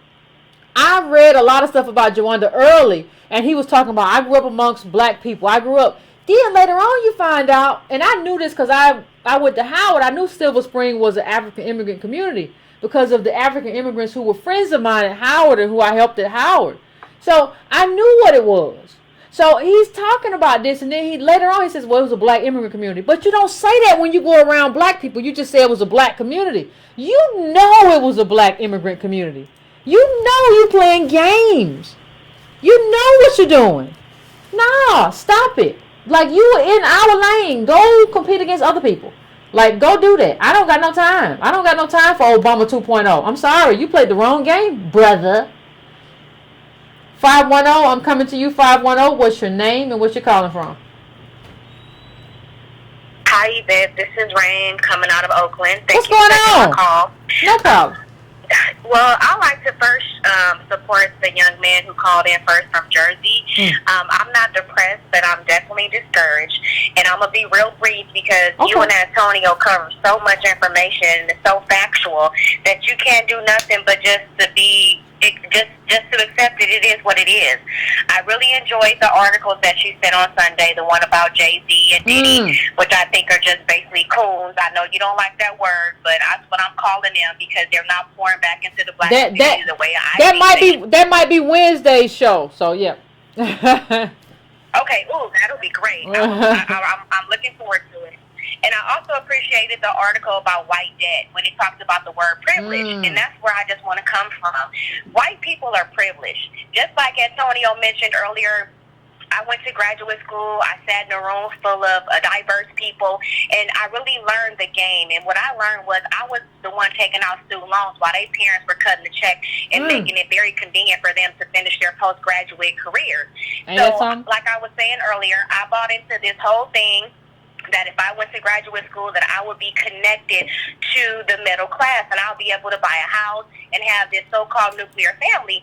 And it's very discouraging because it's not designed for me to have that. And I'm trying to get into a place of acceptance and I'm getting there, but working hard, making good money, and just seeing that all you can really do is save your money and not really make power moves with your money like Dr. Boyce Watkins talked about. Yeah, you can't make no power moves. It's like the guy who called in first. It's discouraging, Yvette.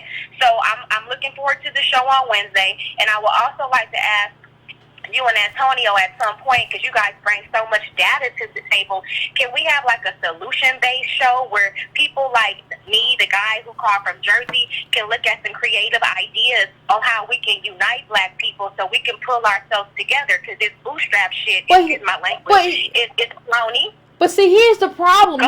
Here's the problem with a solution. The solution is that the problem with a solution is, like, one of the solutions is what Antonio did in terms of, like, shutting that down. But part of the solution also is that you have too many bootstrappers. Like, how do we have, like, here's the problem. And this is why people say, well, Yvette and Antonio, they wanted boys too hard.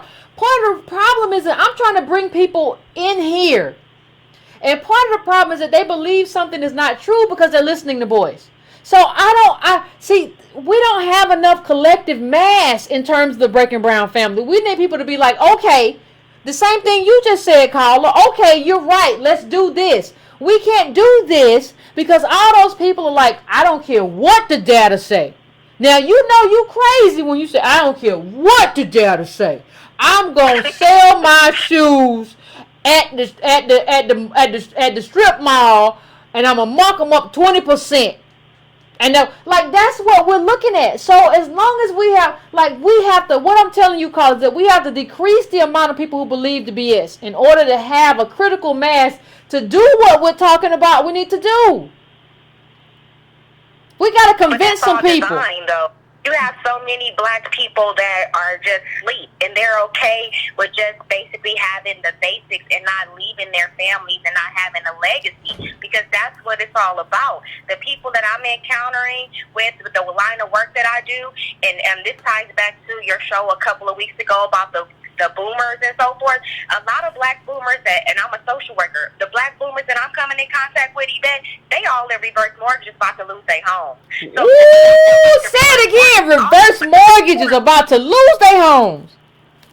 Carla, you better speak the truth. People who basically work two and three jobs, minimum wage, and now they own their home, and now they aging and living longer. They take out these reverse mortgages, and then they go into a SNP, and once you go into the SNP and stay there so long, then you have to pay whatever you borrow back. And your kids don't have $300,000 to give a bank. So to me, that's just another tactic for the government to get back your home and sell it to white privilege. That's just how I look at it. But that's the setup. That's the setup. But listen, Carla, one to understand that's the setup. And you talked about legacy. Like, what we have to understand, we got to get real. There is no legacy for us. And you talk about, well, how do we set up a legacy? Well, you all was one who said we don't need no government. Black people, without government coming in. See, the government is the only institution that is big enough. When the government left us and abandoned us after slavery and left us to white mobs and they stole stuff from us, that's how we ended up here. The government has to redress that. There is no legacy without intervention. There is no legacy without them intervening and saying, these people are American. You cannot keep treating them like trash, and you're not going to hire black people. And we're going to set it up to where black people can make money and make legacy. That is something that has to come from the government in terms of, and the government's not giving you anything. The government's just making it fair. Like the government is setting up a fair, right now, our failure is baked into white success. What we need the government to say is, nah, we're going to have a real meritocracy here. We're going to give black people what they owe in terms of reparations, and then we're going to set a real meritocracy here. We're not going to do any more of this BS. That's not a gift from government. That's government giving back what they stole and what they allowed to be stolen. There is no legacy outside of that. And that's the part that makes me discouraged, because I bought into this system that if I went to graduate school and I worked hard and I didn't rely on the government, that I'll be a better individual. And I'm sitting up here saying, like, I feel like I'm in a hamster wheel. Student loan payment, you want to buy a home, you got to go through all these hurdles. You want to... Listen, Carla, what you basically saying is that I want to be white. And I'm not saying anything's wrong with that. Understand me. Because white, we have for too long thought of white as a color, white as a race, the white race and the black race. No. What white means in America in terms of what it meant to become white as an Irish person, to become white as a Jewish person, white is to become normal. White is normalization. And what they have said is that black is abnormal and white is normal. Right? And so what you're basically saying is that I want to be normal. And we should be better than normal given what we... Like, after college, your salary should be about $350K. Just basic. $350. $350 should be what we're earning. And then you can talk about putting... If you're making $350 and your spouse is making $350, y'all can put away money to send your kids to college and be a normal family. There has been no normalization of black people. And until we are normalized, there is no legacy. And we need everybody to understand that. Okay, Yvette. Well, I won't hold you up. I know there's people waiting to talk to you, but I appreciate you. I appreciate you too. You guys bring so much information, and I'm going to keep subscribing and keep donating and keep up the good work. I look forward to Wednesday's show. Thank you, fam. I appreciate it. We're going to build something here. We're going to build something here, family. Slow and steady wins the race. And we slow and steady. We ain't quiet. We ain't fast and stupid. We are slow and steady. We're going to win this race. So I'm coming to 414-414. What's your name? Where you calling from? Hey, Yvette, this is Quentin, and I'm calling from Milwaukee. What's up, Quentin? What's on your mind? All right. So black wealth, I think it's a very complex issue to a lot of people, especially black people specifically. And there's to a lot of people on why we don't talk about it as much, or it's not, not the Breaking Brown family, but other groups of people. We don't talk about it as much because it's looked at almost as an inferiority complex type of situation. Yeah. And in a sense, I can sort of understand, because we do live in one of the greatest nations in the world, one of the wealthiest nations in the world.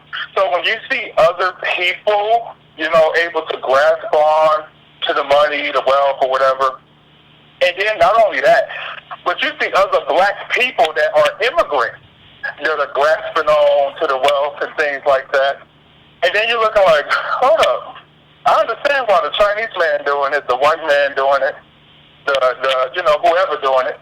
But then you see a black immigrant doing it too.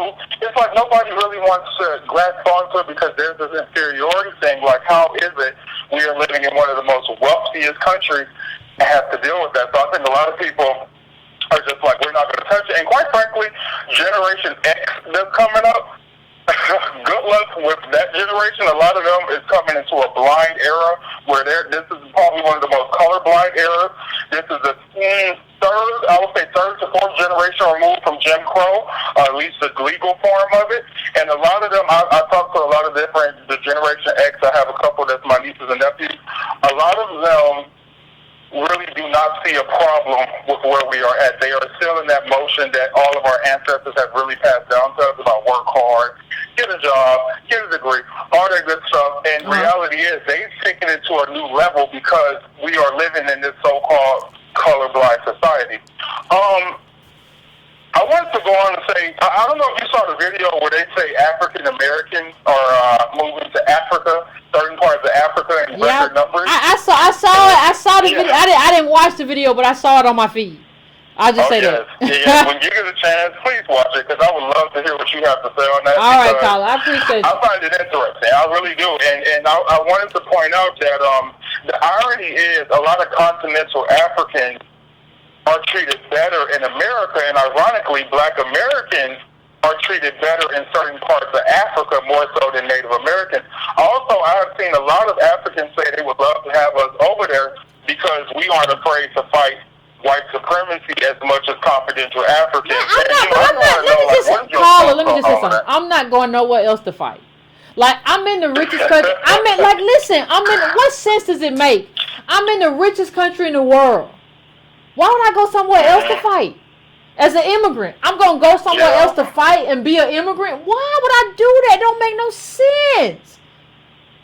Yeah, and I understand that, but I think too, a lot of people are tired. Like a lot of Black Americans, and it's crazy because our ancestors, they put up with a lot. They did a lot for us to get where we are in America, and I completely get that.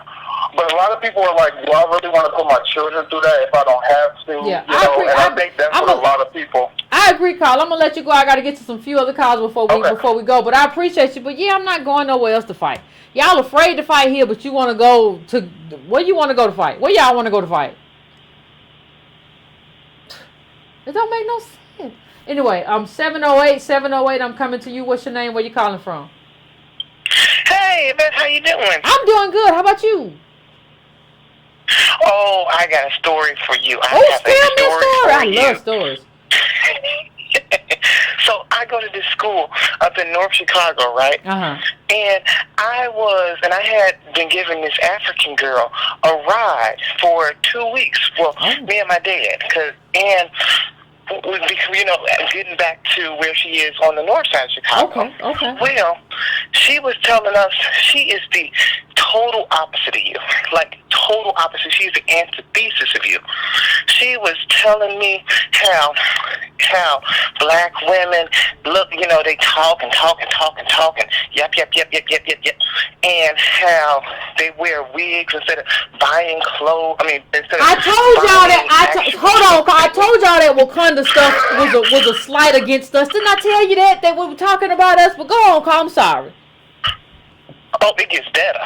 Oh. And so she was sitting there, and she was like, and they go and get nails, and they look like witches, and we have a name for them.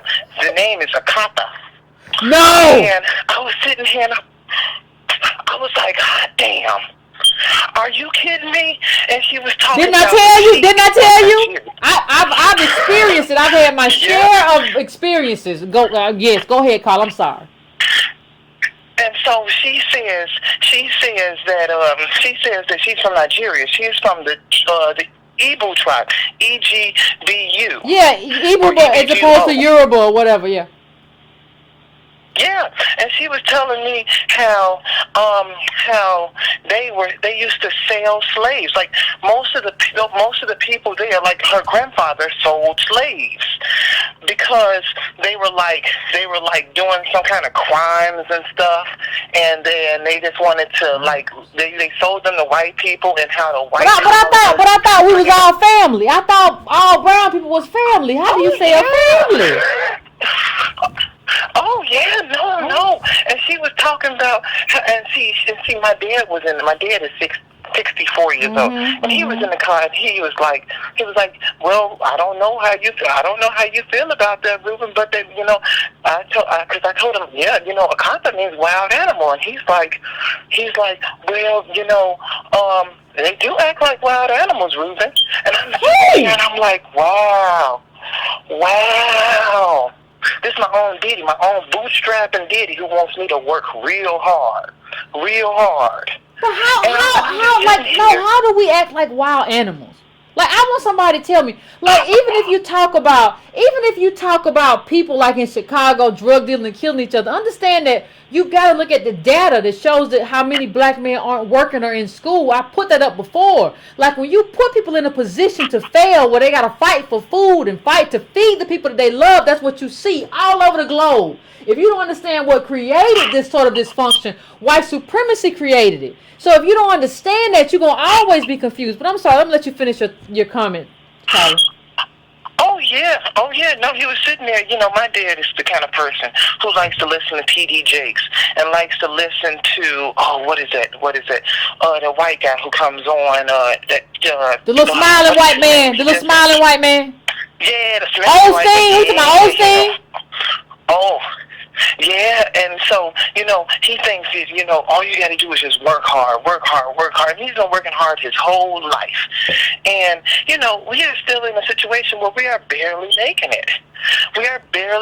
And, he just thinks that, when I tell him about, look, I have a degree. I have a couple of degrees. And I'm trying to find a job. And I can't find a job over $15 an hour. I barely found one that paid 20-something. And he's like, well, Reuben, even people with degrees, they have to work hard and they have to go out and they have to search and see if they can get.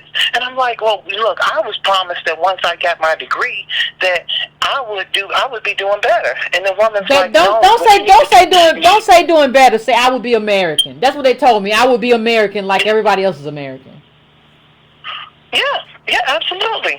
And she was saying, well, what you need to do is you need to do this. You need to get your RN license and get your LN license and then become a nurse. And that's how you go. And I'm just sitting here. And this is my own daddy and this woman who I realize is an enemy to my whole cause. And understand two things, my friend. Understand two things. This woman is an enemy to your cause, but understand your daddy don't know nothing. And I'm not trying to talk against your daddy, but understand that your daddy don't know nothing. Like, he don't know what needs to happen in terms of your life. He came about in a period where he could work a job and work hard and he could make a life for himself. That period is over. This is the rise of legacy. So what happens is that a lot of us try to listen to those people and don't understand that they don't know anything anymore in terms of where we are. And because we love them, we refuse to understand it. Like, my daddy don't know shit. Like, we don't want to do that. You got to do that, fam. You got to do it. See, then my question becomes, well, what if I go and take a DNA test and I found out that I'm evil? It won't matter. What does that mean? It don't matter. It don't mean nothing. I gotta celebrate them? It just means that, like, in terms of, like, you need to find it out in terms of your genetics and any kind of disease, but it doesn't mean anything. How many Igbos do you know and you can go visit right now? Yeah, none. Then it don't mean nothing. Then it don't mean nothing. No. Heritage is not the same thing as like having family that you can run to and go to. People who talk about that they're Irish or Polish or they come from Belgium, they have people there they can trace back. And I went to visit Meemaw or whatever. You don't have that, so it means something in terms of understanding like how your people got here, but it don't mean nothing. Yeah, but what I mean is, like, you know, everybody's going to get DNA tests. They want to find out what they are. And then they say, oh, I'm this, so I appreciate that I'm this. But these people were the same people who, if you look at the history, I did just a Wikipedia search on these people. And they were the ones who sold you. So how does a person feel when they have to say, oh, you know, oh, I'm this and oh, I'm that, and then come to find out, you know, these people don't even like you.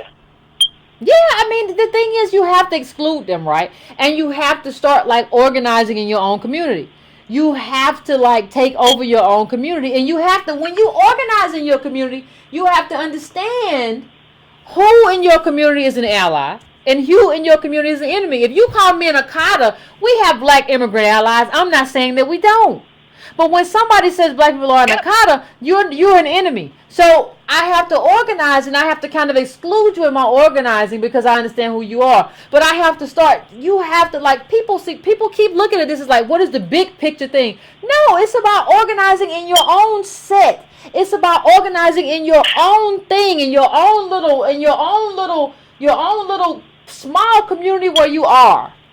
That's what it's about. And so then she talks about how this African guy who came in like 19-something, how when he came here, he was treated very nicely and kindly by white people. In fact, she says that they have more in common with white people than they do black people here. Yeah, of course. And I'm completely shocked. I cannot believe that, you know, like, I'm a real nice person. So, you know, like, you know, people feel like they can just say anything to me. But I'm sitting here, I'm just listening. Yeah, take it all in. I'm gonna let you go, caller. I'm gonna let you go because I gotta take some more calls. But I appreciate you calling in, and you're right. Like, you gotta take it in. You gotta understand what that means. I can't tell you what this means in your community. You have to take what we're saying here and implement that in terms of your own organizing or running for office or whatever you got to do in your particular community. It could be just as small. It could be just as small as showing up to a community meeting. It could be just as small as showing up to a town hall. It could be just as small as running for dog catcher, whatever you're going to run for. But you have to understand who represents you and who doesn't represent you. This is what it is. This is life. This is the game of power. Not that stuff you watch on TV with 50 Cent. This is the real game of power. And this is how it's played. And you cannot play this game without knowing who you are and who your tribe is. It's just not going to happen. So I'm going to 757-757. What's your name and where you calling from? Hello, Yvette. What's going on? How you doing? I'm pretty good. Look, you brought up Will, and I want to be the first one to tell you on air, congratulations, Dr. YC. I ain't got no doctor. And look, you know when I send you a lot of emails, but when I see you stumping on things, I had to go back to my bookmarks. While stumping on the campaign trail, the one-time Capitol Hill staffer taunts his legislative experience. He learned the ins and outs of Congress while serving as the aide to the House Democratic leader Nancy Pelosi, Senator Sherrod Brown of Ohio, and Barack Obama, back when the commander-in-chief was an Illinois senator. Now, what I'm telling you is, you ask where he come from, the only organization worse than Hollywood is news organizations, because they create a reality, too. Okay. They control the narrative. Okay. Here's a quote.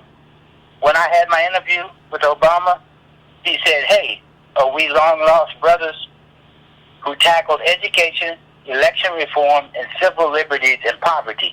Now, this same black guy is being groomed. He's no accident on why they picked him in that article. You're talking about Jawando. Jawando, you're talking about. What's his name? Jawando.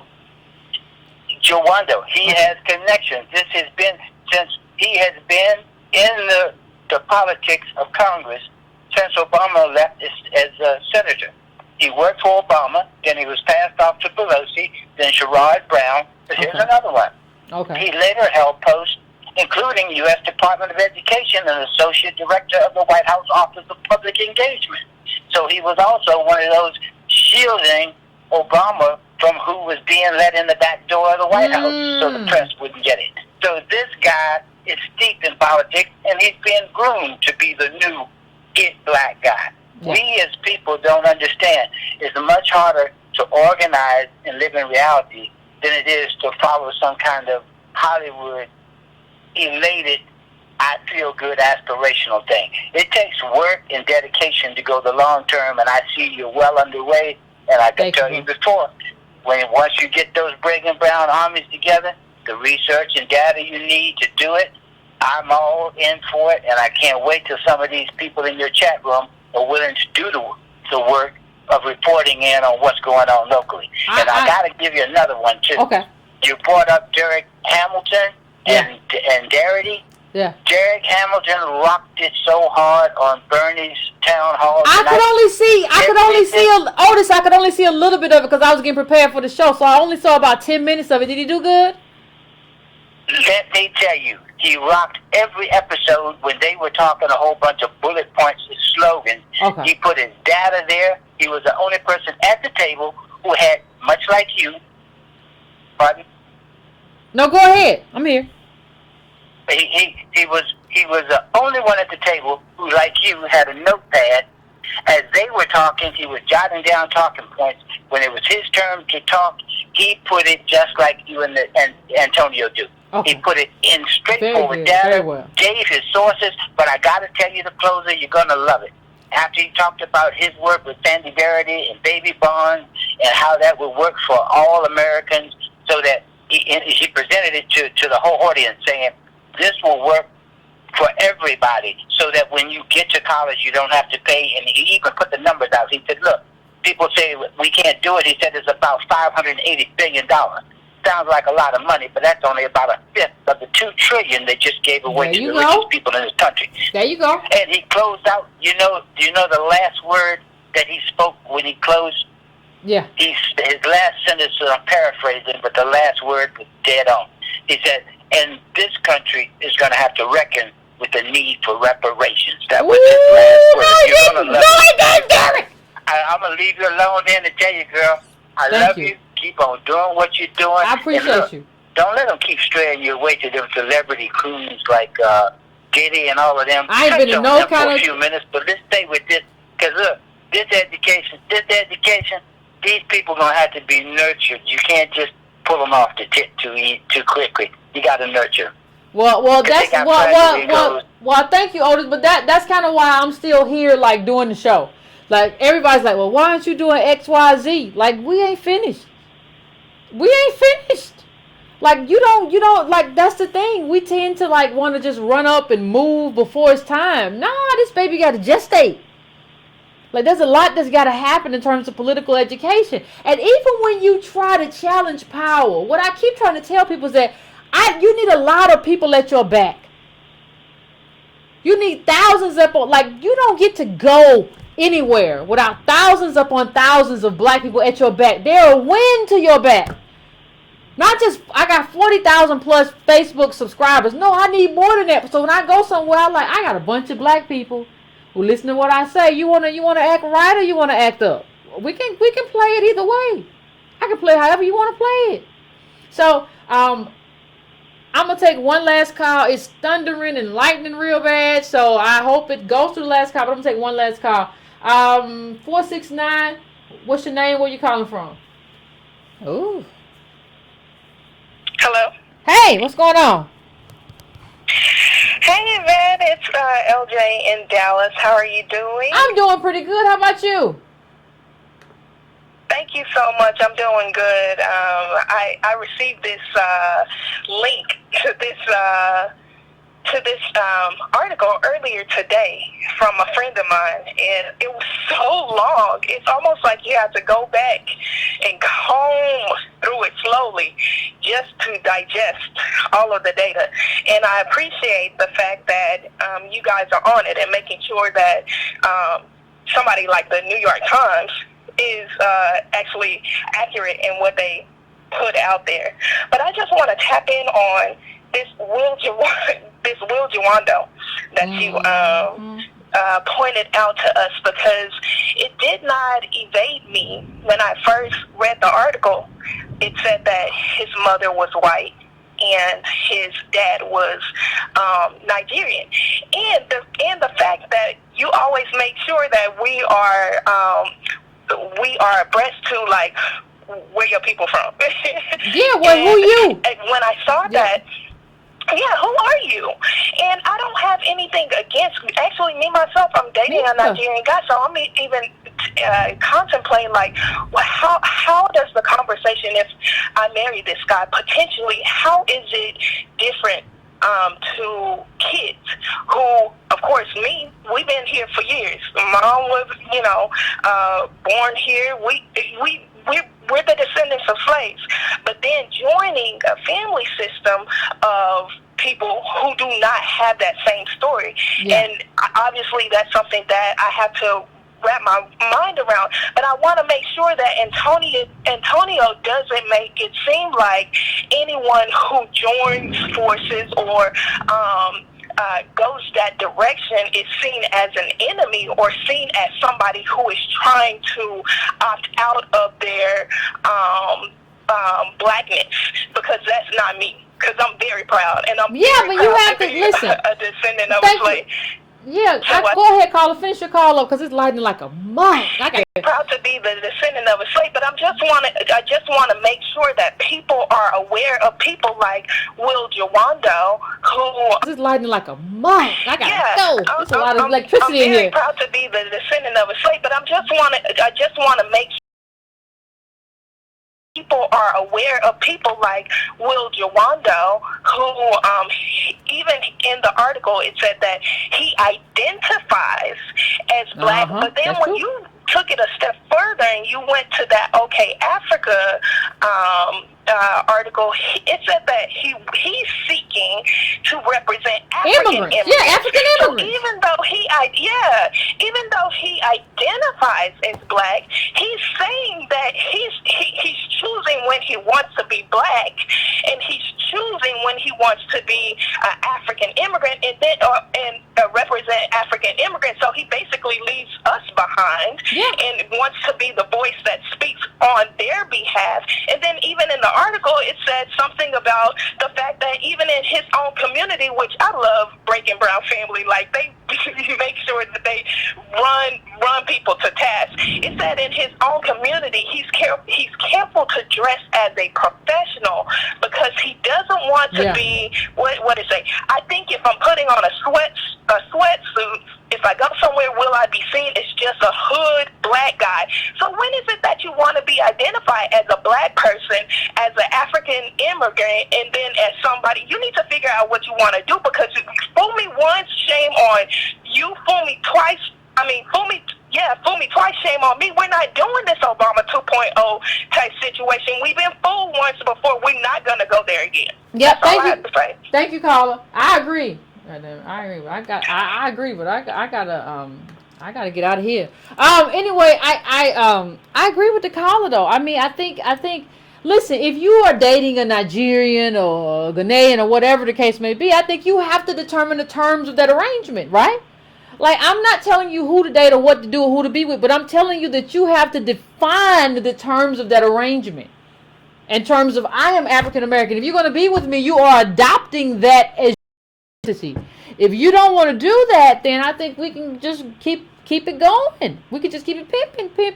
We don't have to be together. I think for us as African Americans, one of the things that we really don't want to do, we really don't want to, like, put up boundaries and lay it down and be like, this is what it is. If you don't like it, I can keep moving. And I think we have to start having boundaries, and we have to start having guidelines. And we have to start determining how we determine everything and what is important to us. And that's a huge deal. So I want to thank everybody for calling in tonight. I appreciate it. If you can go to donatebrown.com to donate. If you haven't donated, you can also go to patreon.com/ycarnell to donate. Please like, please subscribe. Please also go to subscribetobrown.com to subscribe so you can be added to my mailing list and all of that good stuff. I appreciate it. It is thundering, and lightning, and so a little yellow Negro is gone.